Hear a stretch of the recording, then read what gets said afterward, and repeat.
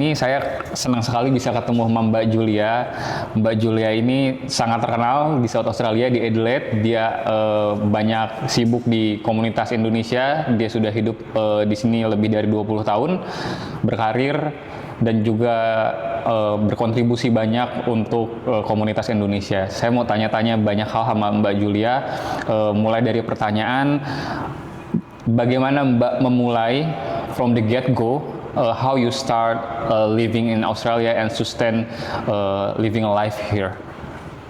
Iya, jadi setelah SMA di sini, kemudian lanjutkan dengan kuliah uni, karena program latar belakang waktu yang aku ambil adalah judulnya itu Urban and Regional Planning. Oke.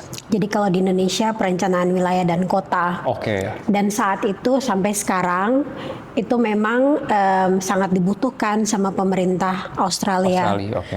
Jadi setelah itu kan total kuliahnya 4 tahun. Di tahun terakhir kita tuh ada semacam yang namanya field placement. Field placement jadi kayak pengalaman kerja ya. Jadi saya sempat kerja di local government council waktu itu. Dan biasa di sini kalau kita sudah dapat pekerjaan di satu tempat, it's a good opportunity for us that will take you to anywhere you would like to work. Gitu ya. Jadi karena setelah dapat pekerjaan di situ 1 tahun. Waktu pas field placement, kemudian setelah lulus S2, jadi saya memang waktu itu sekolahnya habis S1 bachelor degree, saya lanjut S2 di program yang sama tapi lebih spesifik ke yang namanya sustainable urban planning. Jadi itu karena dapat kredit, saya nggak selesaiin 2 tahun tapi 1,5 tahun. Jadi setelah selesai, saya langsung dapat tawaran kerja di Darwin, Australia Utara. Jadi dari Adelaide saya pindah ke Darwin tuh. Oh, sempat tinggal di Darwin. Saat itu ya. Saya sempat tinggal di Darwin 9 tahun. Jadi itu kerja di bawah Kementerian Perencanaan Wilayah dan Kota.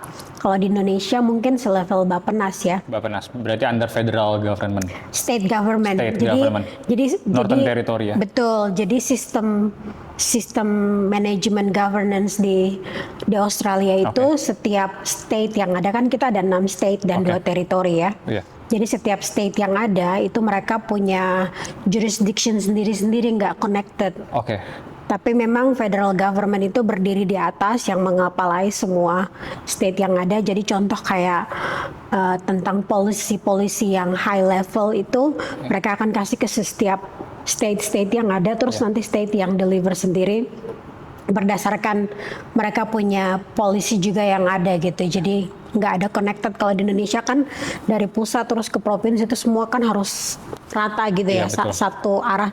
Kalau di sini masing-masing jurisdiction tiap state itu punya affair sendiri yang mereka tangani, nggak connected ke Canberra gitu. Baik. Berarti Canberra tuh federal ya, nggak under federal. Saya mau bertanya, kan mungkin Mbak setengah hidupnya dihabiskan di Australia kebanyakan ya, tapi sempat juga bersekolah di Indonesia.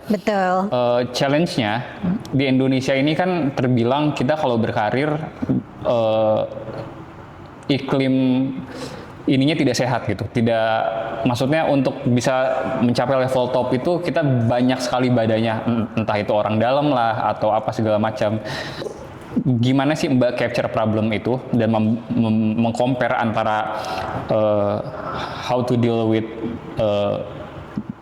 berkarir di Australia dan berkarir di Indonesia? Kalau di sini memang ada yang namanya ethics ya, ethics at workplace. Jadi selama aku bekerja di sini sudah hampir 15 tahun lebih. Itu orang bule itu mereka sangat value kita punya skills, kompetensi, capability. Jadi dia tuh kalau yang di sekitar kerja aku nggak pernah ngerasain yang namanya rasis ya. Mereka nggak pernah rasis gitu di sekitar teman-teman kerja bule di sini. Dan mereka kalau deal dengan kita itu mereka selalu pasti akan melihat tentang skill dan kemampuan kita yang mereka value. Jadi meritokrasi. Iya betul. Jadi berdasarkan kemampuan, skill, kapasitas kita, kompetensi kita. Jadi memang di sini tuh gimana ya, Nggak seperti di Indonesia mungkin you have to pay manifest to go into certain positions Okay. atau to get promotion. Okay. Kalau di sini you can actually work your way through. Based on your skill. Exactly. But then having said that ya, setelah Okay. mengatakan yang tadi sudah saya ngomong, tetap challenges at workplace itu ada. Okay. Misalnya mungkin ada teman kolik yang nggak suka kita atau Okay. manajer kita yang mungkin challenging juga dalam Yeah. personalitas. Jadi kalau saya sih, bagaimana saya bisa bertahan di tengah-tengah challenges seperti itu, mungkin remain resilient ya. Betul. Remain resilient itu penting, terus positive thinking itu penting. Terus belajar untuk menghargai orang juga, jadi nggak nganggap remeh orang. Jadi memang kepribadian seperti itu ya, personalities atau karakteristik seperti itu yang perlu kita tekankan profesionalismenya. Jadi Ya, kayak betul. contoh gini, saya pernah ikut meeting sama manajer di kantor. Jadi di dalam meeting itu kita ketemu dengan klien atau another government department official gitu ya. Dan kita berargumentasi tuh, kita ada perbedaan pendapat untuk sebuah konsep ini. Jadi di dalam ruangan meeting itu rame banget, very very tense the argument and everything ya. Oke. But then after we step out from that office, kita nggak bawa yang tadi karena berantem di situ tuh secara perbedaan pendapat itu kita bawa keluar pas kita misalnya makan siang bersama atau ke pub and you know to drink to have social together. Jadi kita nggak, kalau orang Indo bilang baperan gitu kan, tadi di meeting lo kayak gini ke gue juga nggak terlalu suka. It's kayak gitu tuh nggak ada. Jadi kita tetap nggak ada culture kayak gitu ya. nggak ada. Jadi profesionalisme workplace stays di tempat kerja. Waktu kita sudah keluar and socialize, it's different again. Oke. Jadi belajar untuk bisa membedakan seperti itu yang saya belajar ya. Yeah. Ethics and professionalism di sini. Ya, Mbak Julia itu berarti sudah terbukti sudah berkarir cukup lama di Australia. Saya mau membahas Indonesia not even in the top 10 list of the most immigrant country in Australia, not even top 10. So we have Malaysia, Vietnam, and Philippines. All those countries are from Southeast Asia, which is Indonesia also from Southeast Asia. But Indonesia have huge amount of population compared to that three countries, all right? But I want to ask you, can you capture what's the problem behind those problem? So Indonesia itu di sini imigrannya tidak terlalu banyak. Apakah ada pengaruh karena they don't have good skill, also maybe good communication skill in English, etc. So what you capture about the problem? Mungkin kalau berdasarkan pengalaman and how I observe things around here at this point in time ya. Yeah. Sebenarnya banyak orang Indonesia tuh yang jago-jago juga, yang pinter-pinter ada gitu di Australia, spread all over tiap state and territory yang ada ya. Betul. Cuman mungkin memang kalau orang Filipina dan Malaysia itu, kalau Malaysia kan Commonwealth country di bawah Inggris, so that explains it. Terus kalau Filipina memang dia banyak banget di US, di Eropa, di Australia, they spread all over karena jumlah penduduknya yang banyak juga, dan mungkin ada keluarga-keluarganya atau extended friends and families yang juga udah lama keluar gitu. Karena saya memang dulu waktu kerja di Departemen Pendidikan di sini banyak teman-teman kerja saya yang orang Filipina juga, nggak ada orang Indonesia.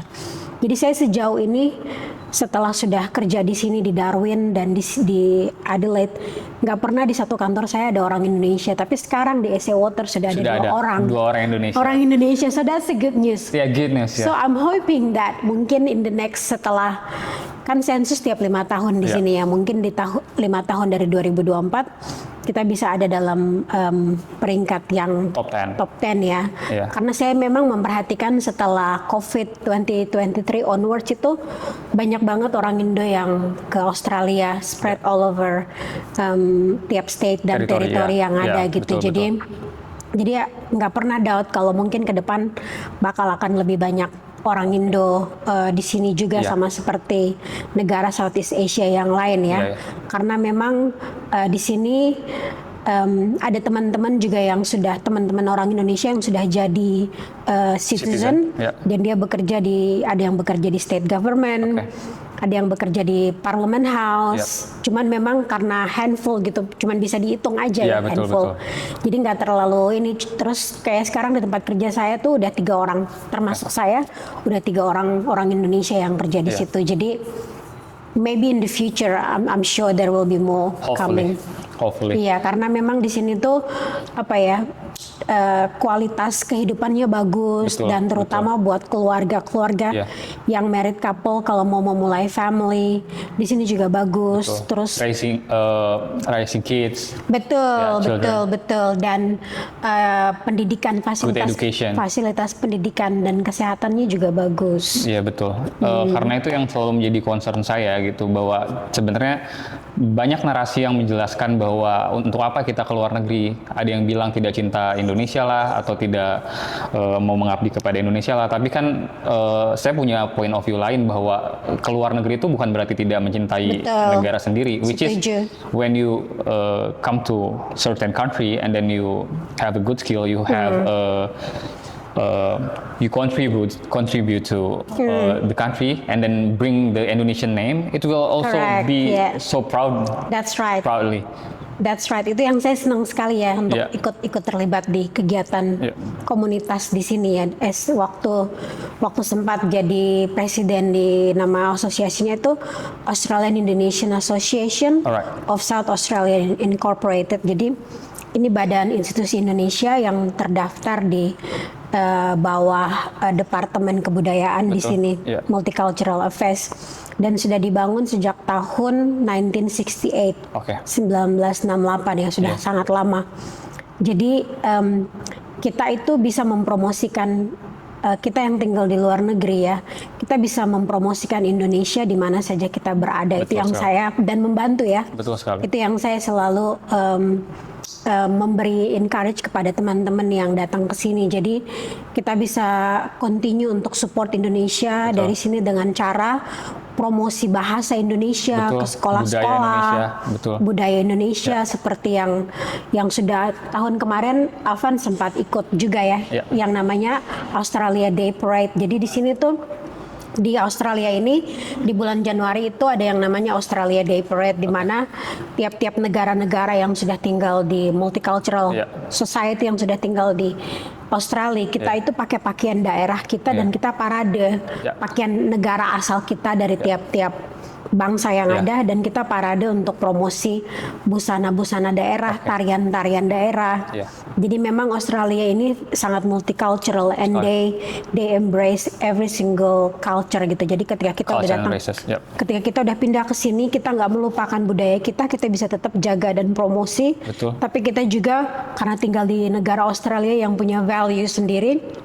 Kita pun tetap pegang values di sini, yaitu respect ya, respect and honor each other like from different level of life gitu. Ya betul. Kebetulan saya datang ke sini pakai visa WHV. Sebenarnya visa WHV itu rata-rata adalah pintu utama. Banyak orang-orang dari Indonesia itu memulai dari WHV. Sekarang cap peserta WHV itu naik jadi 5.000 something, 5.000, which is itu lumayan banyak per tahun 5.000. Dan setelah WHV itu kebanyakan bingung Mbak. Setelah WHV itu mereka mau ngapain? Sometimes selama 3 tahun mereka nggak punya enough saving to find, maybe mereka mau take student atau sponsor apa segala macam. Banyak, semua punya problemnya masing-masing dalam mimpi mereka melanjutkan setelah WHV mau jadi apa. Cuman dari kisahnya Mbak Julia ini kan, Mbak Julia tidak masuk melalui pintu WHV itu kan.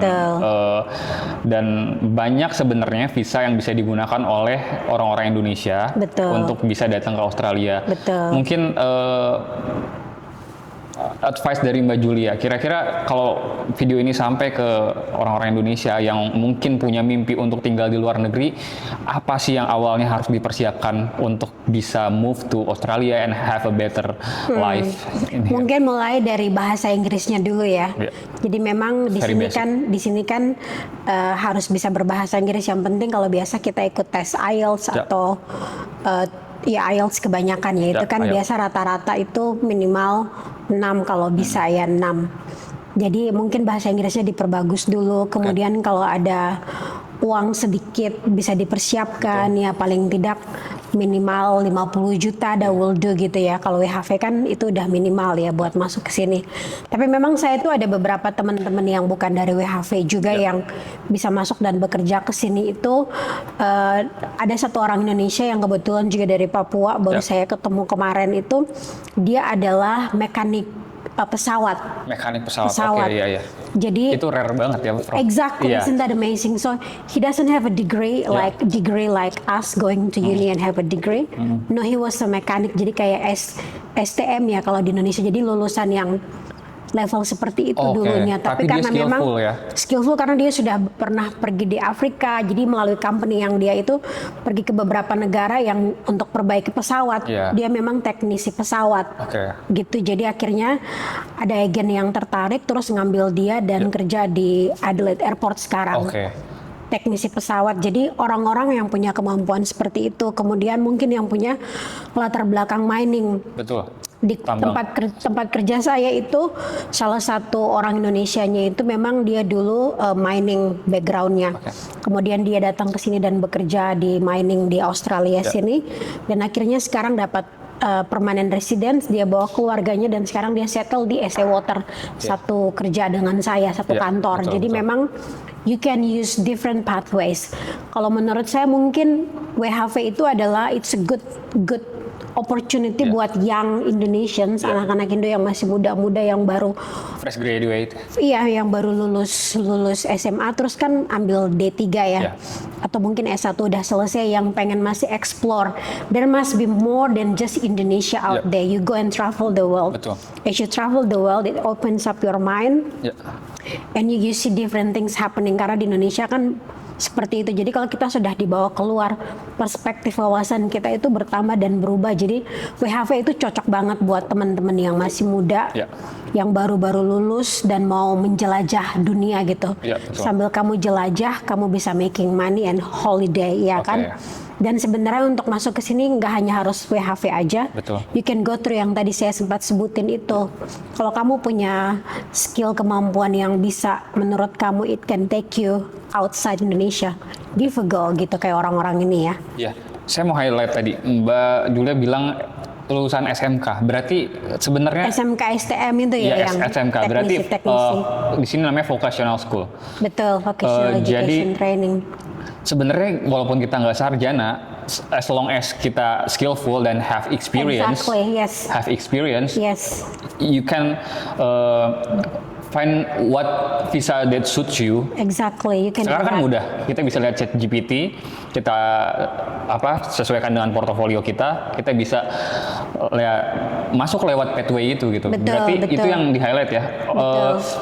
Lulusan SMK yang skillful, automotive engineer or everything yang tenaga profesional itu, engineer, bisa banget untuk datang ke Australia dengan cara itu, nggak selalu harus sarjana gitu. Dan itu adalah privilege juga, kita punya vocational school which is ready to work.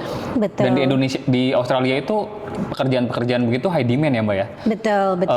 Mining, di mining site, automotive, construction. Construction is plenty. Construction is emerging because Adelaide itself, South Australia is like will develop more housing project karena banyak sekali di sini. And that's one of my project at work juga. So good. So that's why itu berarti kita harus punya research yang kuat. Apa sih yang diperlukan Australia, tenaga apa yang diperlukan Australia, dan cari lain nggak sama skill kita, begitu kan ya Mbak? Setelah kita tahu, gali informasinya, dan coba untuk memulai gitu untuk cari jalan untuk datang ke sini. Jadi memang kalau WHV kan ada yang namanya age group gitu ya. Kalau sekarang mungkin batas umur 30 atau 33 gitu ya. Apa yang WHV? WHV 30 tahun. 30 tahun ya. Jadi sebelum 31 tahun itu masih bisa apply. Iya, karena memang itu catchment-nya buat anak-anak muda tadi yang tadi sudah kita sebut. Tapi sebenarnya ada juga yang kalau misalnya kita sudah melebihi 45 ke atas itu sebenarnya ada juga. Kalau kita itu mendapatkan sponsor visa dari tempat pekerjaan, company-company yang memang membutuhkan skill dan kemampuan kita. Itu kita bisa mendapatkan itu karena ada teman-teman orang Indonesia juga yang saya kenal di komunitas yang masuk ke sini melalui itu. Jadi mereka sudah ada di kategori umur 45 ke atas, 45 sampai 55. Dan mereka bisa berangkat ke Australia dari company sponsor. Akhirnya melalui pathway itu dia bisa dapat PR. Ya, betul sekali. Dan jadi nggak ada keterbatasan so long as you want to find out and look for it gitu. Oke, betul. Jadi yang paling harus ditekankan apapun keahlianmu di Indonesia. Betul. English is number one. Correct. As long as you have a good English skill, betul, you can come to Australia to have a better life, professional life. Very insightful, Mbak Julia. Senang sekali bisa ngobrol sama Mbak Julia. Saya berharap ada part kedua, Mbak. Oke, siap. Part kedua. Nggak apa-apa, boleh. Mudah-mudahan bisa office tour nih. Boleh, nanti saya kenalkan dengan teman-teman orang Indo di sana juga ya. Waduh, makasih banyak. Kita bisa show you around. Jadi saya mau ngasih tahu juga ke penonton, Mbak Julia ini sekarang bekerja di mana Mbak? Di SA Water Company, jadi perusahaan milik Council South Australian Government. Jadi kayak BUMN-nya South Australian Government, namanya SA Water. SA Water itu di bidang apa? Di bidang infrastruktur. Jadi aku di bidang major land development.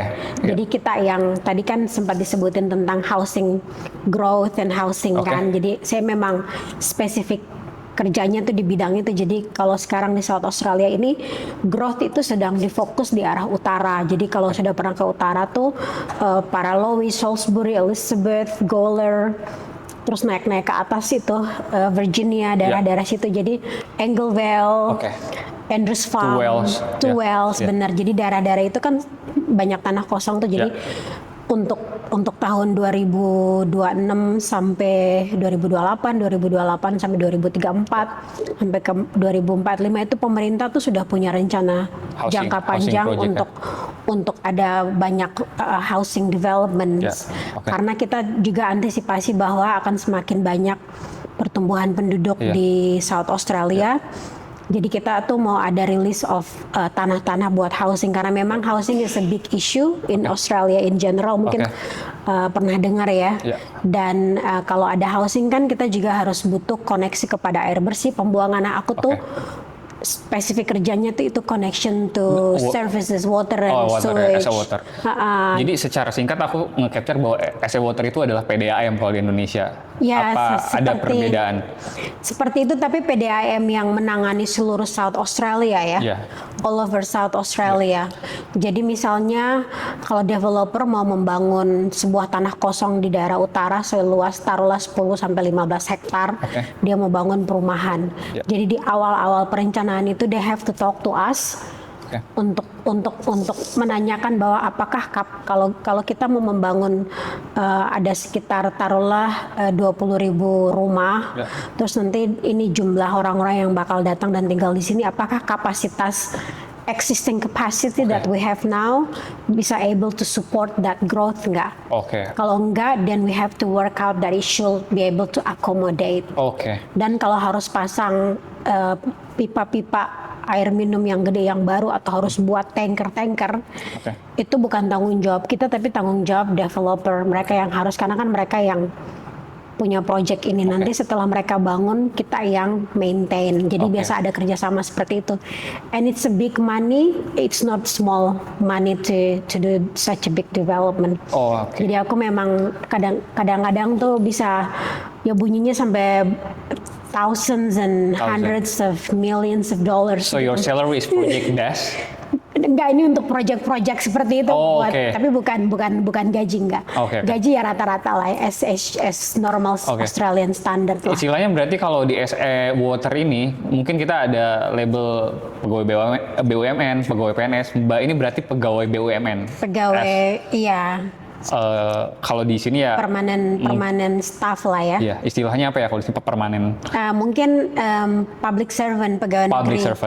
Pegawai negeri, public servant. Betul sekali. Oke deh Mbak, terakhir saya minta advice atau pesan dari Mbak Julia buat orang-orang Indonesia yang lagi nonton. apa yang mungkin Mbak Julia mau sampaikan, karena kita semua datang dari Indonesia, kita mau punya harapan yang besar buat orang-orang Indonesia, terutama rakyatnya. Silakan Mbak. Ya mungkin buat teman-teman di Indonesia yang mau datang ke sini pasti ada kesempatan yang baik. Yang penting kita itu mau selalu berusaha, positive thinking that you can actually do it, you can manage, dan mungkin mulai membangun networking ya, networking ya, entah melalui sosial media atau melalui apa saja.